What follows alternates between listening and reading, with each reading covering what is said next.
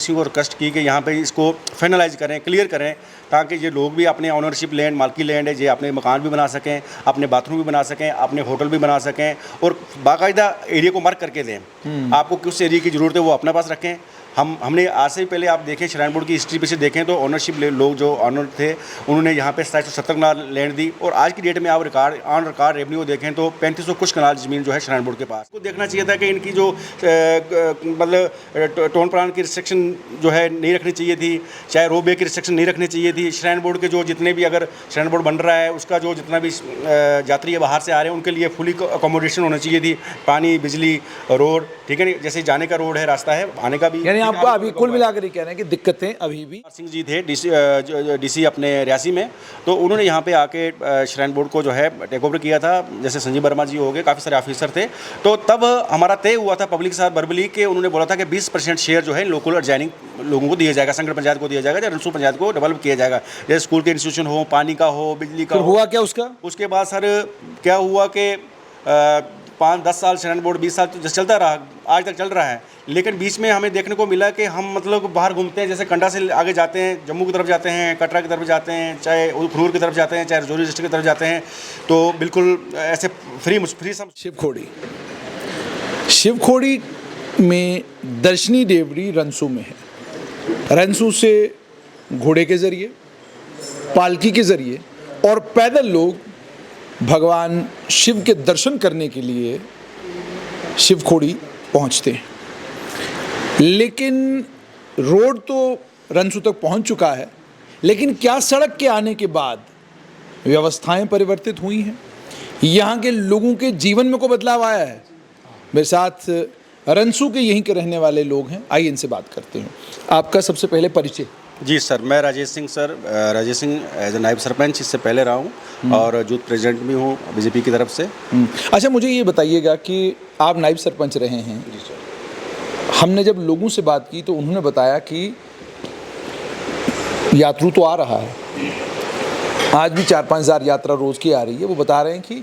आम कारोबारी जो यहाँ का है उसको उसका कोई फ़ायदा नहीं, लाभ नहीं हो रहा। वो कह रहे हैं कि यात्रु आता है, जल्दी में होता है, जल्दी आता है, जल्दी वापस चला जाता है। सच्चाई कितनी इसमें? बिल्कुल सर, बिल्कुल सही इन्होंने बताया है। और इससे पहले जो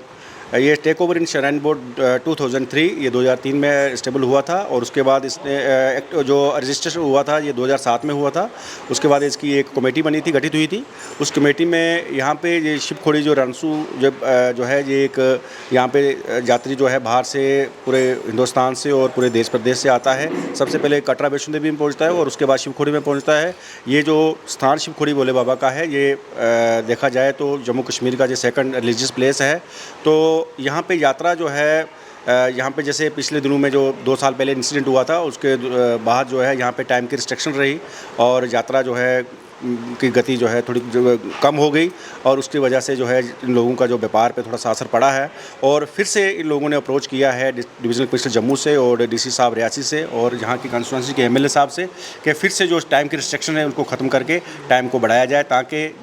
जैसे आज से जो 20 साल पहले या 15 साल पहले यात्रा जो है फ्री फ्रॉम ऑल जैसे मतलब टेंशन लेस चलती थी, आज भी वो उसी ढंग से चले, ताकि किसी को भी क्या यहाँ का ट्रांसपोर्टर हो, जहाँ का व्यापारी हो, बाहर से जो देश प्रदेश से यात्री आते हैं उनकी ट्रेनें होती हैं, उनको रिटर्न भी जाना है, आना भी है, तो पूरा मैनेज करना होता है फ्री फ्रॉम ऑल। तो यहाँ पे जो रिस्ट्रिक्शन लगी हुई हैं जो 2 साल से उसको ख़त्म करके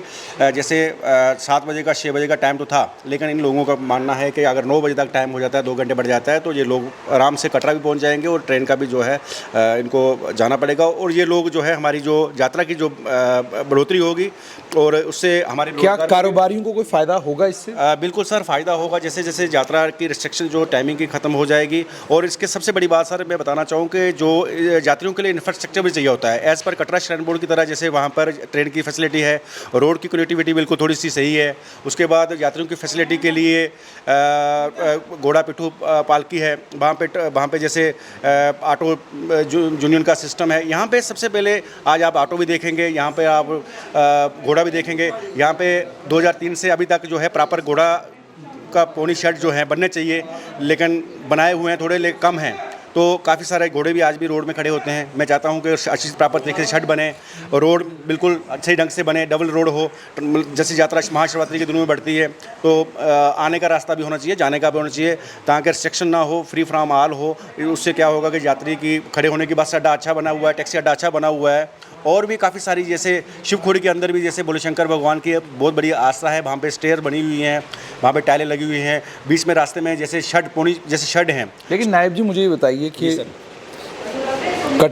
माता वैष्णो देवी के दरबार यात्रा आती है, उस यात्रा के कारण जो कटरा के लोग हैं उनके जीवन में मुकम्मल तौर पे परिवर्तन आ गया, अब वो परिवर्तित हो चुके हैं, ठीक है, मुकम्मल तौर पे, और जीवन जीने का स्तर भी उनका बहुत बड़ा, कारोबार भी बहुत बढ़ा। लेकिन आपसे ये जानना चाहूँगा कारण क्या है कि इतने लंबे समय से ये शिवखोड़ी की यात्रा भी चल रही है, लेकिन जब हम यहाँ रंसू आते हैं, आम नागरिकों से बात करते हैं, आज भी यहाँ कच्चा मकान नज़र आता है, उनसे पूछते हैं, कहते जी पक्का नहीं कर सकते। फिर आगे शिकायत मिलती है कि जी किसी एक राजनीतिक दल से जुड़ा हुआ आदमी है, उसने अपना मकान क्या कहते हैं बड़ा भी कर लिया, ऊंचा भी कर लिया, लेकिन बाकी किसी और को करने नहीं देते। तो आपसे ये जानना चाहूँगा कि आपके जीवन स्तर में कोई बदलाव इस यात्रा की वजह से जो आना चाहिए वो आ क्यों नहीं रहा, और दूसरा ये कि यहाँ का प्रशासन सिलेक्टिव क्यों है कि कुछ लोगों को आप कहते हो जो मर्जी वो कर लो, और बाकी जो बेचारी आम गरीब जनता उसको कहते हो नहीं जनाब आपको तो कानून का मानना है। अभी मैंने देखा सड़क के नीचे प्रधानमंत्री आवास योजना के तहत एक गरीब बुढ़िया है, उसको घर जो है पक्का करना है, वो कहते जी मुझे पक्का नहीं करने देते, कहते हैं जी ये यहाँ पक्का नहीं कर सकते आप मकान को। ये बिल्कुल सर आपने बिल्कुल 100% सही बोला, और अच्छी मेरे से ये सवाल किया, और इसका बहुत बड़ा जवाब भी दूंगा मैं। ये सर जैसे ही यहाँ पे स्टैंड बोर्ड बना था तो यहाँ पे डीसी साहब हुआ करते थे पंडुरंग के पोले, उसके बाद एसडीएम संजीव वर्मा जी हुआ करते थे, बहुत पुरानी बात है 2003 की, मैं भी उस टाइम श्राइन बोर्ड में ही था, और डिविजनल कमिश्नर जम्मू में थे, अभी वो मतलब मुझे याद नहीं है, पवन कोतवाल जी थे उस टाइम, मुझे याद है। और ला मिला के ये जो जैसे ही श्राइन बोर्ड जहाँ पे बना तो उन्होंने कुछ जैसे टाउन प्लान पर रिस्ट्रिक्शन लगा दी, और कुछ लोगों को जो है जैसे जो थोड़े से जिनके पास फाइनेंशियल तौर पे अच्छा पैसा था, उन्होंने जैसे भी करके अपना जो होटल बना दिया, दुकानें बना दी, सब जो कर दिया। लेकिन जो गरीब लोग थे, गरीब तबके के लोग थे, उनको इस चीज़ की जानकारी नहीं थी इतनी, और लोगों ने जो है उन्होंने सोचा कि आज नहीं तो कल अगले साल हम बनाएंगे। तो ऐसे करते करते सर जैसे ही टाइम जो है आज से 10-15 साल से जो है सर ये रिस्ट्रिक्शन लगी हुई है टाउन प्लान की। हमने काफ़ी बारे मीटिंगों में बैठे, डीसी साहब ने भी, जितने भी यहाँ पे 10 या 15 डीसी आ चुके हैं, हमने सब डीसी को रिक्वेस्ट की कि यहाँ पे इसको फाइनलाइज करें, क्लियर करें, ताकि ये लोग भी अपने ऑनरशिप लैंड, मालकी लैंड है, ये अपने मकान भी बना सकें, अपने बाथरूम भी बना सकें, अपने होटल भी बना सकें, और बाकायदा एरिया को मार्क करके दें। आपको किस एरिया की ज़रूरत है वो अपने पास रखें। हमने आज से पहले आप देखें श्राइन बोर्ड की हिस्ट्री पे से देखें तो ऑनरशिप लोग जो ऑनर थे उन्होंने यहाँ पे 770 कनाल लैंड दी, और आज की डेट में आप ऑन रिकॉर्ड रेवेन्यू देखें तो 3500 कुछ कनाल ज़मीन जो है श्राइन बोर्ड के पास है। जितना भी इनकम का सोर्स जो है, क्या श्राइन बोर्ड का हो, डोनेशन का हो, जहाँ के बस अड्डे का हो, टैक्सी अड्डे का हो, पंचायत की जहाँ पे ये बस अड्डा और टैक्सी अड्डा की इनकम थी, तो कुछ समय पहले क्या हुआ, ये भी श्राइन बोर्ड के पास चला गई। तो ला मिला के जितना भी अच्छा टाउन प्लान का था, रो बे का प्रोजेक्ट था, वो भी जो है यहाँ पे हमारे डीडीसी साहब थे, उन्होंने मतलब के बीच में मतलब गवर्नमेंट के साथ कोर्ट में स्टे लिया, फिर उसके बाद जो भी अरे वो डीडीसी ने स्टे लिया है, हाँ स्टे लिया, और गवर्नमेंट के साथ अटैच करके उसको और अगर मेरी जानकारी सही है भारतीय जनता पार्टी से है। और बिल्कुल, और कहने का मतलब है कि हम चाहते थे कि शिवखोड़ी की यात्रा भी स्मूथली रहे। आउटर साइड जैसे हमारे काफ़ी सारे टूरिज्म एरिया हैं, जैसे हमारा संगड़ है, कोटला है, इकनी टॉप है, तो इसको रोबे को जो गवर्नमेंट का पैसा सेंक्शन हुआ था कहीं आउटर साइड लगाया दिया जाता, तो हमारे जहाँ के जो लोकल युवा हैं, जहाँ के लोकल रोजगार वाले लोग हैं, टैक्सी वाले हैं, ये बात आपकी सही है। लेकिन मेरा सवाल बिल्कुल सीधा है, आप खुद भारतीय जनता पार्टी से हैं, मुझे ये बताइए, ये समझ से बिल्कुल परे है, एक आदमी को कहा जाता है भैया आप जितना मर्जी उतना बड़ा मकान बना लो, तुम्हारे साथ हमें कोई दिक्कत परेशानी नहीं है, लेकिन बाकी गरीबों को कहा जाता है भाई आप नहीं बना सकते। ये आपने पूछा तहसीलदार से, ये आपने पूछा डीसी रियासी से कि मैडम इनको क्यों परमिशन मिली और इनको क्यों नहीं मिली, उन्होंने क्या कहा? ये बिल्कुल सर हमारे डीसी साहब से भी बात होती रही, तहसीलदार से भी होती रही। अब इन्होंने एक कमेटी बनाई हुई है कि जो भी यहाँ पे टाउन प्लान के तहत ही काम आपको परमिशन अलो की जाएगी, बाकायदा NOC लेनी पड़ेगी, बाकायदा आपको पूरा इसका रेड जोन है, येलो जोन है, ग्रीन जोन है, उसको देखते हुए यहाँ के जो फुटपाथ पे कहाँ से निकालने हैं, पार्क कहाँ से निकालने हैं, घोड़ा स्टैंड के लिए कहाँ से जगह निकालनी है और पार्क प्ले ग्राउंड के लिए कहाँ से निकालनी है, तो पूरा वो देख के सबसे ला मिला के यहाँ पे थोड़ा सा जगह बड़ी कम स्पेस देखा जाए। शिवखोड़ी के बिल्कुल बेस के रनसू में जहाँ बैठे हुए हैं तो बड़ा कम ही है, तो ला मिला के इसके लिए बिल्कुल प्रॉपर तरीके से डिवीजनल कमिश्नर हमारे जैसे चेयरमैन शिवखोड़ी श्राइन बोर्ड के, डीसी साहब हमारे वाइस चेयरमैन है, एग्जीक्यूटिव ऑफिसर है। तो इनको कोई राहत मिलेगी जिन लोगों को मकान नहीं बनाने दे रहे? बिल्कुल सर, इनको राहत मिल सकती है और इनकी बाकायदा फाइलें डीसी ऑफिस में लगी हुई हैं। इससे पहले जो डीसी साहब थे उन्होंने बोला था कि मैडम थी तो उन्होंने बोला था कि आपको 1-2 महीने के बीच में ही आपको जो है हमारी जो क्लियरेंस करके आपको जो है परमिशन अलाउ की जाएंगी, लेकिन मैडम बीच में ट्रांसफ़र हो गई। अभी नए श्री अभिषेक डीसी साहब आए हुए हैं, मैं उनसे भी मीडिया के थ्रू रिक्वेस्ट करूंगा कि ये जो क्लियर जो टाउन प्लान का जो मसला है इतने सालों से चल रहा है, जो श्राइन बोर्ड को चाहिए, जो टूरिज्म को चाहिए, जो गवर्नमेंट को चाहिए, वो अपनी जगह वो ले सकते हैं कॉम्प्रोमाइज़ से, लेकिन बाकी जो खाली जगह लोगों की बाल्की पड़ी हुई हो लोगों को दिया जाए, खुली परमिशन दिया जाए ताकि जो लोग अपने रहने के लिए। अच्छा मुझे बताइए, शिवखोड़ी श्राइन बोर्ड बना हुआ है, ठीक है जी, शिवखोड़ी श्राइन बोर्ड के बनने के बावजूद आपको एक शौचालय मिलता है, वो भी दर्शनी देवड़ी के बिल्कुल पास में है, वहाँ भी जिंदल स्टील वालों ने कहा ये हमने बनवाया है, ठीक है जी।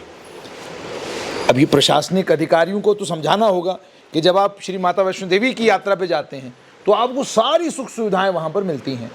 कारण क्या है यहाँ ये सुख सुविधाएं क्यों नहीं है? ये सर मेरे को बड़ा ये बात दिल से छुई है, आपकी बहुत बढ़िया आपने सवाल किया मेरे से। बिल्कुल ये जो आज से पहले 2003 को जो काम लगा था, जिंदल फाउंडेशन ने जो काम करवाया यहाँ पे, ये मैंने स्टेटमेंट में पढ़ा था कि रेनोवेशन किया है, रेनोवेट किया है सबको, क्या यहाँ पे यात्रा रजिस्टर काउंटर हो या क्या बस अड्डे पे बिल्डिंग हो, चाहे ये टॉयलेट कॉम्प्लेक्स हो, सब रेनोवेट किया हुआ है। यहाँ पे जैसे क्या टॉयलेट कॉम्प्लेक्सों की और ज़रूरत? बिल्कुल सर, यहाँ पे बिल्कुल ज़्यादा से ज़्यादा ज़रूरत है सर। यहाँ पे जैसे बस अड्डा पे बिल्कुल ग्राउंड लेवल पे होना चाहिए, जैसे लंगड़ा कोई आ जाता है, जैसे कोई लेडीज़ आ जाती है, फीमेल, बाहर के लोग पहाड़ी की तरह तो नहीं चढ़ पाते, तो जो स्टेयर्स होती हैं काफ़ी, तो उनको चढ़ने का उतरने का बड़ी प्रॉब्लम आती है। तो बिल्कुल ऑन द ग्राउंड लेवल पे ये टॉयलेट्स कम्प्लेक्स होने चाहिए, ज़्यादा से ज़्यादा होने चाहिए, सोलर स्लाइड होने चाहिए, प्रॉपर तरीके से जैसे घोड़े रखे हुए हैं। अगर श्राइन बोर्ड कमीशन ये सारी बातें तो मेरी समझ में आ गई, लेकिन मुझे समझ में आ रहा, आप भारतीय जनता पार्टी से हैं, आप सब कुछ करवा सकते हैं, आप किसको कह रहे हैं कि भाई कर दीजिए? बिल्कुल सर, ये देखो, ये तो श्राइन बोर्ड का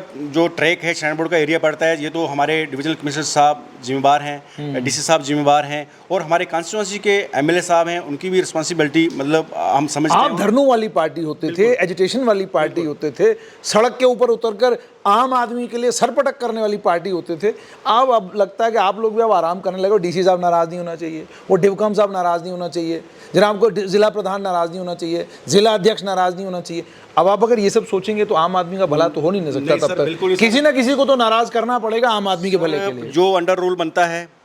अंडर रूल यही बनता है कि ये श्राइन बोर्ड कन्फर्म हो, श्राइन बोर्ड का सबको फ़ायदा हो, और जो लोगों का राइट बनता है, पब्लिक का राइट बनता है, पब्लिक को मिलना चाहिए। जो भी 20 साल से रिस्ट्रिक्शन लगी हुई हैं, चाहे रोड हो, बिजली हो, पानी हो, आज भी डेट में देखें आप, संगड़ पंचायत है सर, 1947 से वहाँ पे जो है PMGSY का रोड जो है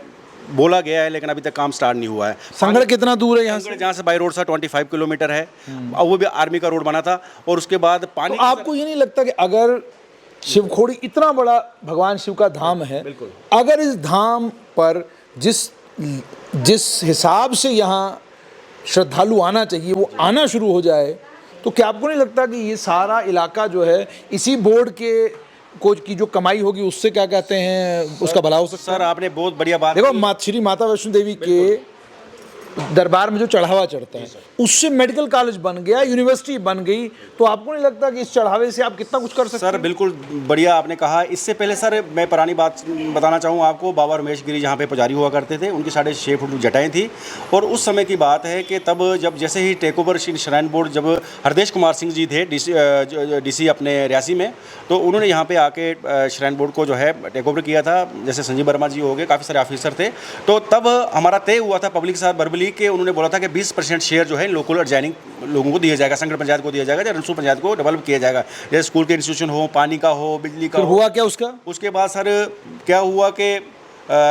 5-10 साल श्राइन बोर्ड 20 साल तो चलता रहा, आज तक चल रहा है, लेकिन बीच में हमें देखने को मिला कि हम मतलब बाहर घूमते हैं, जैसे कंडा से आगे जाते हैं, जम्मू की तरफ जाते हैं, कटरा की तरफ जाते हैं, चाहे उखरूर की तरफ जाते हैं, चाहे रजौरी डिस्ट्रिक्ट की तरफ जाते हैं, तो बिल्कुल ऐसे फ्री सा महसूस करते हैं। तो जब रनसू एरिया में आते हैं तो घुटन से महसूस करते हैं,